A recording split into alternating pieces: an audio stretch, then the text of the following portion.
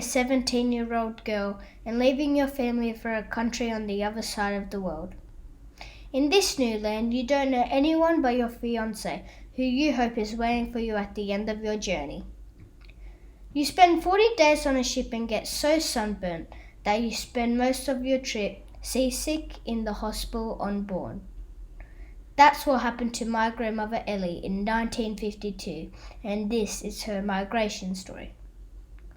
My grandmother came to Australia from Egypt after being proposed to my grandfather, Emmanuel. He came to Australia first, worked and set up a home, and asked my grandmother to join him. They were able to come to Australia to make a better life for themselves. It's really as simple as that.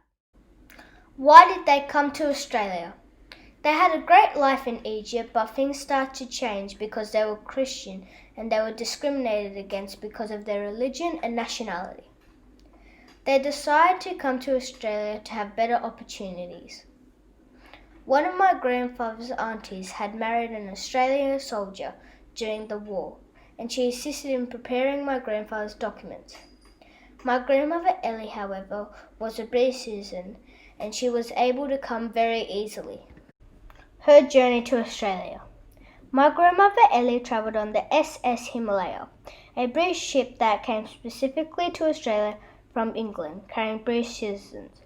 She got on the boat in Port Said, Egypt.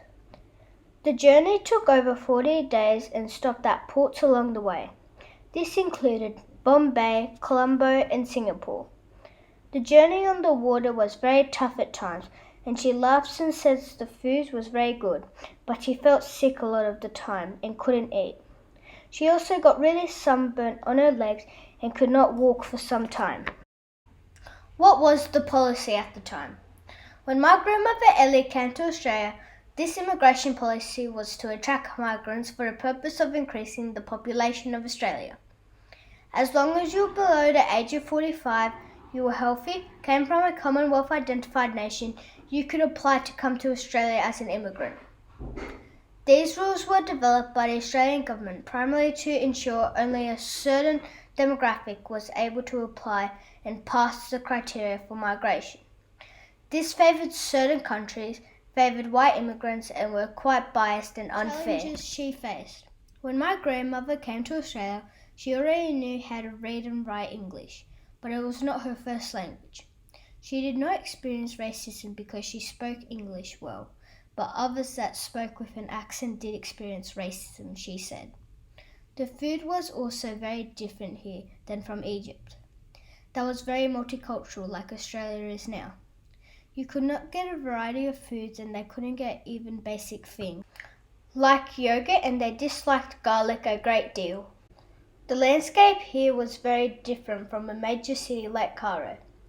My grandmother clearly remembers how flat and low the buildings appeared in the city and how there were no apartment blocks that she was used to. The thing she remembers is that everything closed very early and nothing was open in the evening during the week.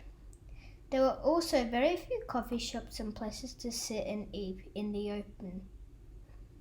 She felt that she had left a very cosmopolitan city and came to a country that didn't live life. Contributions to the development of Australia. My grandmother was involved in the committee for the establishment of the Greek Orthodox Church, St. Nectarios, in Bellwood, New South Wales. She was part of the Women's Committee that assisted in the establishment, support and maintenance of the church. Point of view about their immigration experience. My grandmother had mixed emotions about her migration story. She felt scared, alone, seasick and anxious.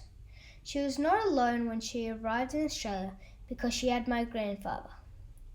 She was still feeling scared and nervous about Australia, as she wasn't the clearest in the speaking at the time, which made it harder for my grandmother. She did not dislike Australia because she always found a job easily that paid for a house and security for her family. Thoughts about immigration, both in the past and now in the present. It is a lot harder to come to Australia now than when my grandmother came to Australia. This is due to the current population of Australia, its needs as a nation, and the current migration policy. We have much lower rates of accepting refugees as opposed to the open borders that we had with the Commonwealth nations and European countries affected by World War II. This open policy of migration is the reason which allowed all of my grandparents to migrate here. It is also much harder to find an entry-level job in Australia, as manufacturing and large schemes requiring workers with no skills, such as the Snowy Mountains projects, do not exist anymore. My other grandfather worked on that to support his family.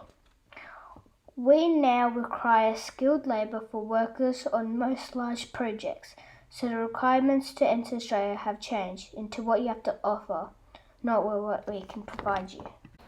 My grandmother is lucky that she came to Australia when there were job openings and when Australia needed migrants to come, as it was a matter of populate or perish. My grandmother doesn't regret coming to Australia at all. In fact, my grandparents always said that they picked the best country in the world. They always say, Australia is the best!